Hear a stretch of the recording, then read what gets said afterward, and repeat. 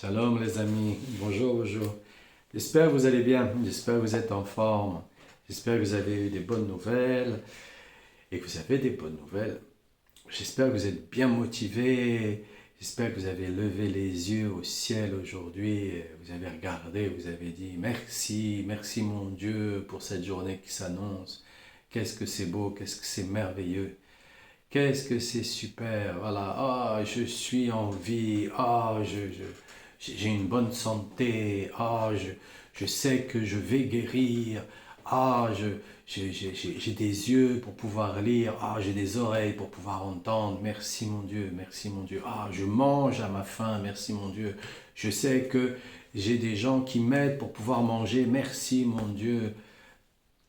J'espère que vous avez eu des bonnes nouvelles, j'espère que vous êtes bien motivés, parce que tous les jours, on a besoin d'être bien motivé, tous les jours, on a besoin de s'auto-féliciter, de se congratuler pour continuer à avancer dans ce système qui est un système qui a tendance à nous faire croire que c'est parce qu'on gagne, parce qu'on roule en grosse voiture, ou parce qu'on a des belles fringues, ou parce qu'on a des diplômes, alors ça y est, on a touché le haut du panier. Alors que non, pas du tout, non, non, non, pas du tout. C'est pas du tout ça, de toutes les manières. Celui qui touche le haut du panier, c'est celui qui véritablement dans son cœur porte le fait qu'il s'autorise à se féliciter, qu'il n'attend pas les félicitations extérieures, qu'il n'attend pas l'approbation extérieure par rapport à ce qu'il a ou par rapport à ce qu'il dit ou par rapport... Non, non, non, non, non. Il est ce qu'il est, il est véritablement ce qu'il est et il accepte totalement, voilà, c'est son rôle, c'est le job qu'il a à faire dans cette vie, c'est pour cette raison qu'Hachem, il l'a mis sur la terre. Voilà, il y a plein de gens qui me demandent souvent, ben, c'est quoi ma mission? Ben, je leur dis, ben, ta mission déjà, ben, c'est d'accepter le travail que tu as à faire, que tes parents ils t'ont laissé, et que les générations avant tes parents t'ont laissé, parce que toutes ces informations sont passées eh bien, avec le spermatozoïde dans l'ovule. Et ça t'a créé, toi, voilà, ça a créé le système de l'ADN. Et l'ADN, lui, on sait que l'ADN transporte des informations qui sont même beaucoup plus vieilles, beaucoup plus anciennes que ces 4 générations, beaucoup plus anciennes. Il y a des informations qui sont véritablement depuis la naissance, la naissance d'un peuple, la naissance d'un peuple. Donc, dans ces informations-là, parfois on manque de confiance. Parfois, on est un peu trop critique. Hein, on dit bien le français, il est très critique, il aime bien se plaindre, il est chauvin. Enfin, bref, on lui donne beaucoup de caractéristiques au français, donc c'est vraiment dans le peuple. Et en même temps, quand on vit sur ce territoire, ce qu'on va manger de ce territoire, ce qu'on va respirer de ce territoire, on va aller à l'école sur ce territoire, on va apprendre de tout ça. Et donc, on va être touché aussi par ces informations. C'est pour cette raison que tous les jours, on doit, c'est une obligation, c'est une question de survie avec soi-même. On doit absolument remercier Hachem, on doit absolument prier, on doit absolument être en relation, faire Hitbo des doutes, être en relation avec Hachem.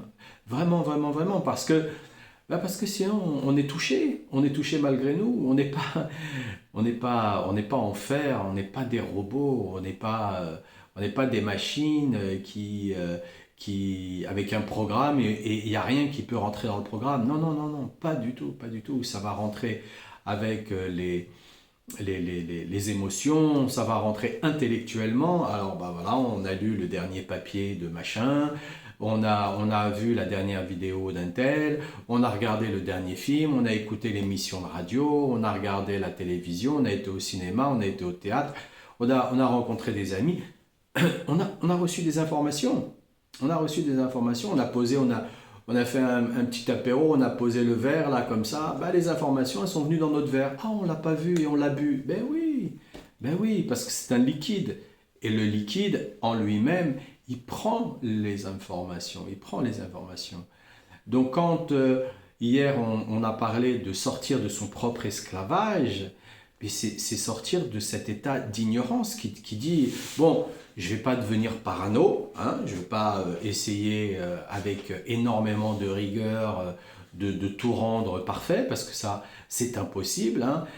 On est dans un monde imparfait, donc la perfection n'existe pas, donc c'est pas possible. Mais par contre, ce que je vais faire, eh bien, je vais me concentrer sur les choses bien que j'ai, sur les bonnes choses que je fais. C'est ça, sur ça que je vais me concentrer. Donc si j'ai parlé avec Dieu, j'ai parlé avec Hachem, je lui ai dit merci, j'ai parlé avec mon corps, j'ai dit merci à Hachem pour le corps que j'ai, pour la santé, pour la parnassa que j'ai, pour donc la nourriture que j'ai, l'argent qui rentre, pour, même si c'est un petit peu, même si c'est un petit peu, même si c'est un petit peu, on est dans un pays où on est couvert par les actions sociales. Donc on peut remercier par rapport à ces actions sociales-là. On peut remercier parce qu'on vit dans ce pays et qu'on a ces actions sociales-là. Parce que sinon, les débouchés dans ce pays sont très complexes. Très très complexes. Donc un petit peu, qu'on remercie pour ces petits peu et qu'on reconnaisse le petit peu que l'on bénéficie à l'intérieur. C'est du mérite. C'est du mérite. Parce que le mérite, c'est quoi? Le mérite, c'est pas oui, je mérite parce que j'ai bien travaillé. Non, non, non, non, non, non. Je mérite parce que j'ai de la tolérance pour moi-même. Donc si j'ai de la tolérance pour moi-même, je peux avoir de la tolérance pour l'autre. Je mérite parce que je persévère, j'ai un but, j'ai une idée, ça me touche, ça me prend dans le cœur, je sais que c'est ça que je veux, c'est pas autre chose. Je vais pas prendre un métier dans lequel je me sens vraiment pas bien et ce métier-là, je vais pas pouvoir le dépasser parce que j'ai pas compris en fait, j'ai pas compris. Donc voilà, ça peut arriver, je comprends pas, oui, ben ça peut arriver. On n'est pas là pour tout comprendre d'ailleurs, donc ça peut arriver. Mais eh bien, dans ces cas-là, eh bien, je vais continuer à persévérer parce qu'il y a quelque chose que moi j'ai envie. Moi j'ai envie de ça. Moi je sais que je veux ça. Je sais que ça me touche dans mon cœur, je veux ça. Donc si je veux véritablement m'améliorer, si je veux véritablement m'améliorer, et que au final, dans ma recherche d'amélioration de ma parnassa, par exemple, eh bien, je veux véritablement m'améliorer dans ma parnassa et je fais des trucs, mais je sais que ça marche pas. Je sais que c'est... J'ai envie de faire ça, ça me prend au cœur, j'ai envie de faire ça, mais ça marche pas, c'est pas encore là. Bah, et là, il y a un truc qui se propose à moi. Et le truc qui se propose à moi, ben, en fait, je dis, ah non, ça j'aime pas, oh, ça, c'est pas mon truc, je suis pas bien avec, j'ai pas envie de faire, et ainsi de suite. Et puis au final, avec une bonne réflexion, on comprend que c'est Hachem qui nous envoie l'étape pour nous dire, non, tu dois guérir là. Là, tu dois guérir de quelque chose, tu as un problème avec quelque chose, tu ne l'as pas encore vu, tu ne sais pas encore ce que c'est très inconscient, tu es esclave de ce problème-là, et c'est à cause que tu es esclave de ce problème-là que les autres choses qui te tiennent à cœur ne fonctionnent pas. Eh bien, si on laisse passer ce train-là, avant qu'il revienne, ça met énormément, énormément de temps. Les cycles peuvent être très, très longs, dans ce domaine-là. Très très long puisque la psyché interne, elle fonctionne comme une horloge. Donc tant qu'on n'est pas au bon moment, à la bonne place, avec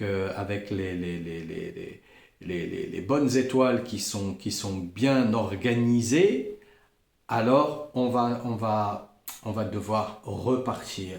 Voilà, là en ce moment aujourd'hui, on est dans la prière de la Havdalah. Et donc, si jamais on loupe la prière de la Havdalah aujourd'hui, c'est le dernier jour. On peut pas. On peut pas. C'est terminé après. C'est terminé.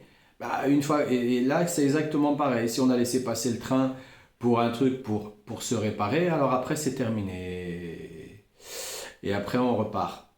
Alors la Havdalah, c'est tous les mois. Mais il y a des situations, pour nous, ben, ça prend des générations. Des générations et des générations et des générations. Et dans la génération des Hébreux, quand ils sont sortis d'Égypte, eh bien ça a pris 210 ans.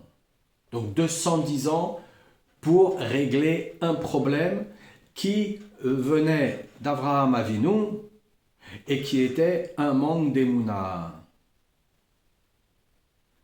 Donc entre Abraham Avinu et la sortie d'Égypte, il s'est passé 400 ans. Donc quand on voit que certaines anomalies, nous avons à les réparer parce qu'il y a du transgénérationnel là-dedans. Et ce transgénérationnel, il y a soit du transgénérationnel perso, donc c'est 4 générations, c'est perso, il y a des trucs, c'est perso, voilà.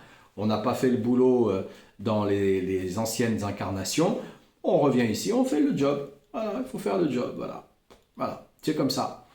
Et il y a des informations transgénérationnelles qui ne sont pas personnelles, qui sont générationnelles, qui appartiennent à tout un groupe, à tout un peuple.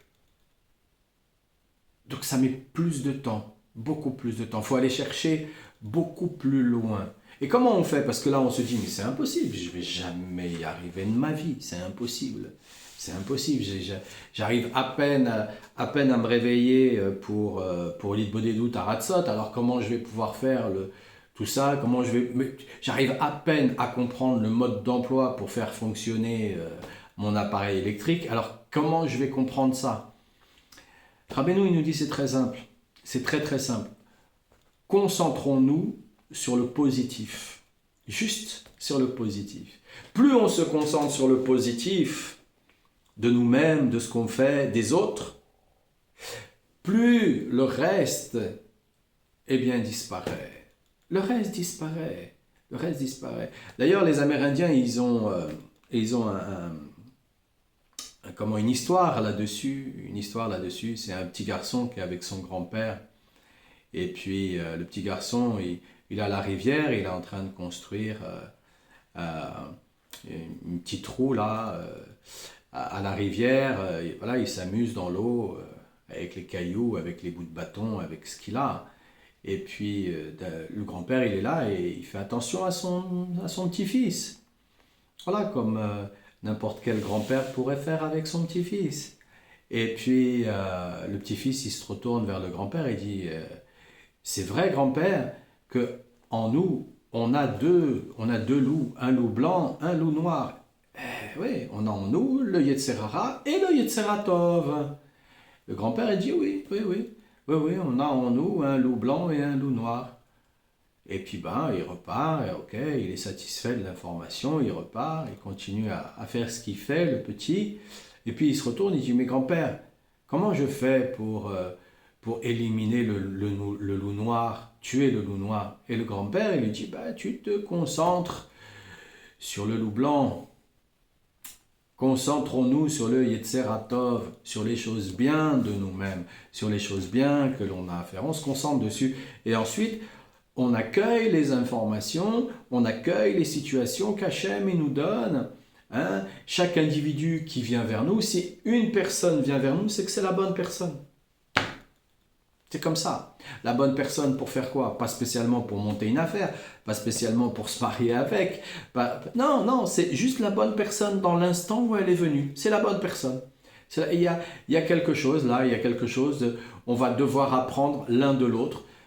Quelque chose de cela, il y a une personne, disons, il y a une personne qui est extrêmement susceptible, et puis nous, on a plutôt tendance à être franc dans la vérité. Voilà, on pense pas qu'on va toucher la susceptibilité de la personne.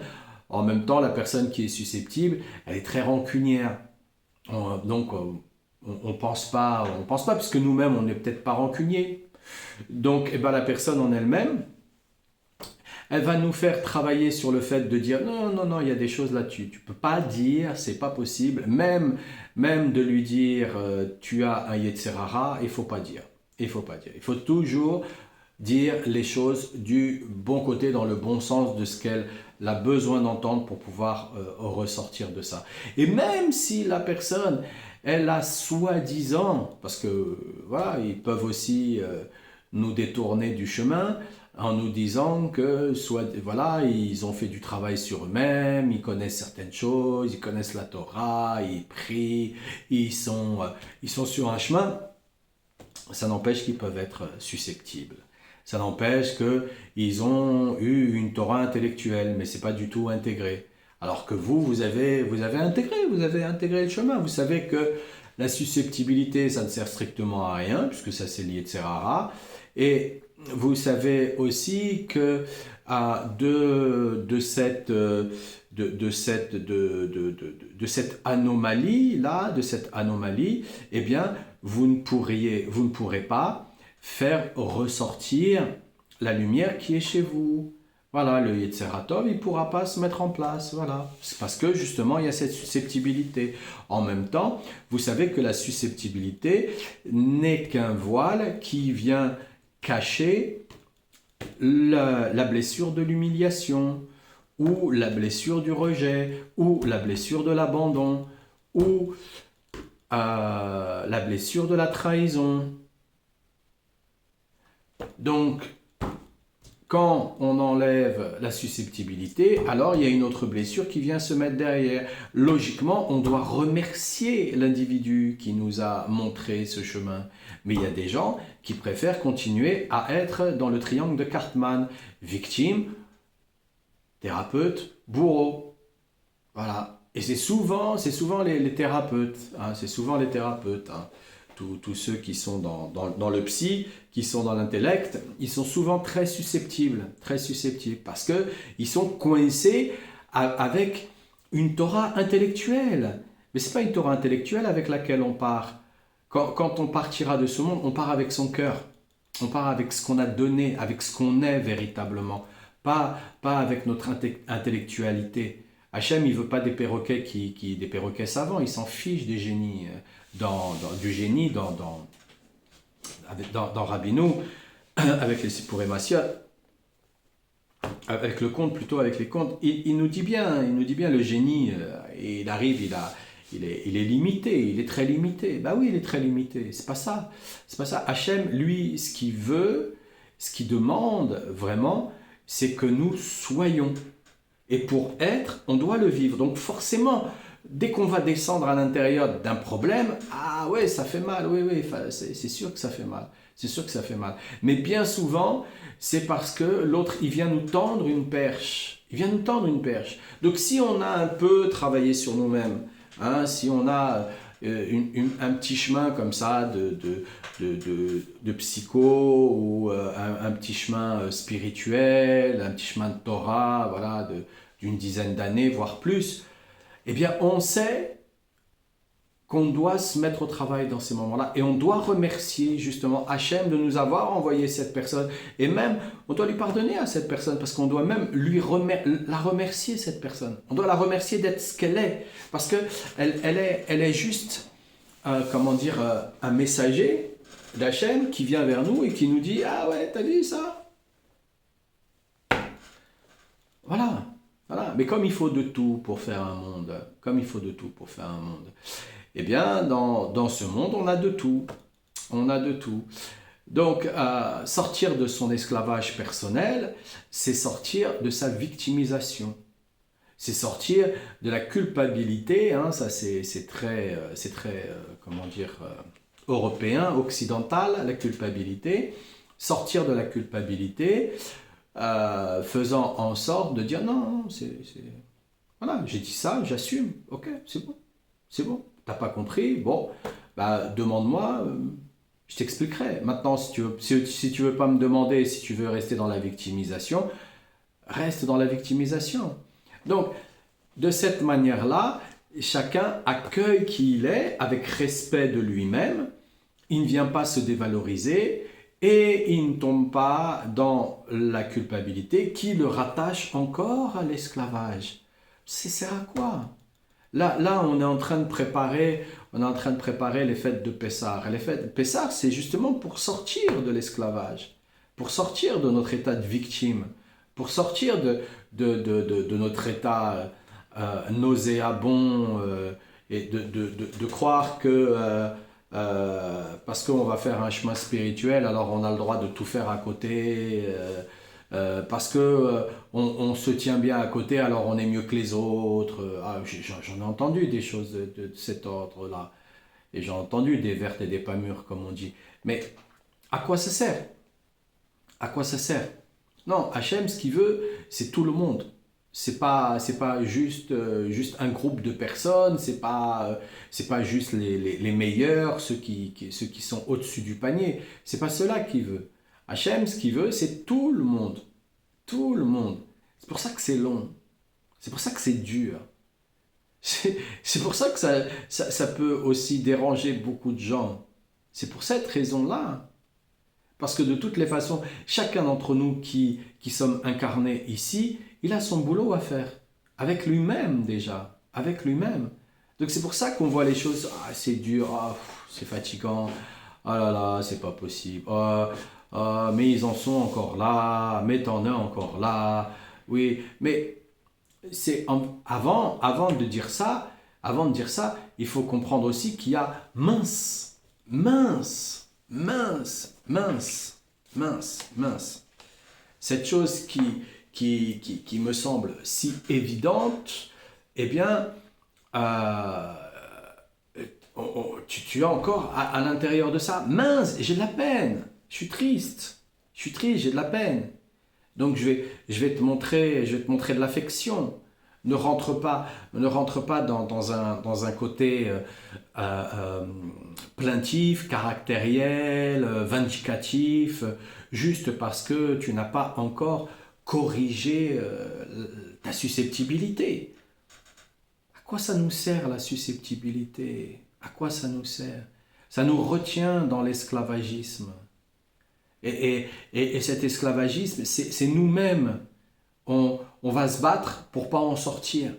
La porte de la prison, elle est ouverte, hein, puisque ça fait 3500 ans que la porte de la prison, elle est ouverte.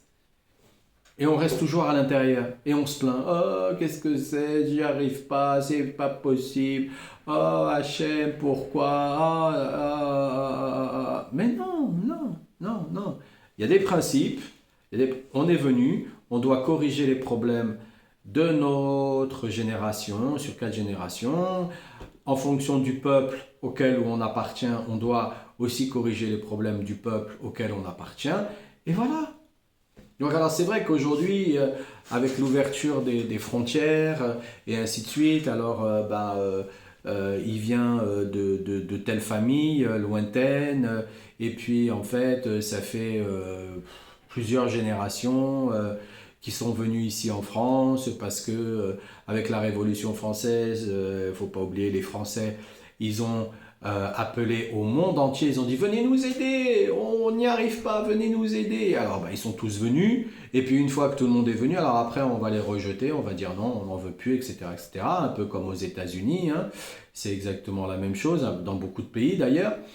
Donc, alors on se retrouve, on est dans ce pays-là, on a des générations. Papa il s'est marié avec une autre maman, maman elle s'est mariée avec un autre papa, d'une autre famille, etc. Alors on a des mélanges de ceci, de cela. Il nous suffirait de faire un test d'ADN pour s'apercevoir qu'on a beaucoup, beaucoup de mélanges dans notre ADN. Et que en fait, ici sur la Terre, oui, on a 4 générations à bosser, mais en vérité, on a toute la transgénérationnelle de cette humanité entière à travailler. Et là, ça nous rend humble. Ça nous rend humble. Là, on fait taire tous les racistes, tous les antisémites qu'il peut y avoir. Parce que là, dans ces moments-là, qu'est-ce qu'ils peuvent dire? Rien du tout, rien du tout. Dans ces gènes, il y a de tout.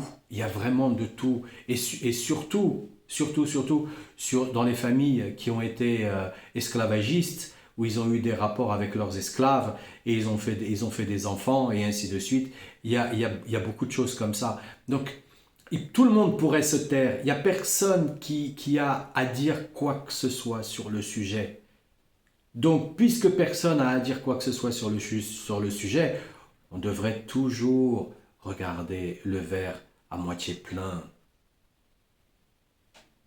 Alors, Shabbat Shalom, les amis, passez un bon Shabbat, pensez aux trois repas, hein, même si c'est juste un fruit. Et pensez à chanter aussi, à mettre de la joie, hein, puisque parfois dans le Shabbat on oublie. Et le fait est, c'est que le Shabbat c'est un moment de joie, c'est un moment de partage, c'est un moment pour mettre de la gaieté dans tout ça. Et, et donc beaucoup devraient penser à mettre cette joie en eux-mêmes, cette joie de pouvoir accueillir le Shabbat, parce que Shabbat c'est un nom d'Hachem.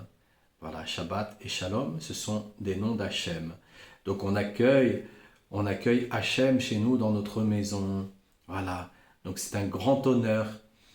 Alors que Hachem vous protège, que Hachem vous donne que des bonnes nouvelles, que Hachem vous fasse passer un Shabbat dans la joie, un Shabbat bien rempli avec tous les rêves possibles pour découvrir vos libérations, chacun à son niveau. Et puis, je vous dis, Motsei Shabbat. Portez-vous bien, les amis. Shabbat Shalom.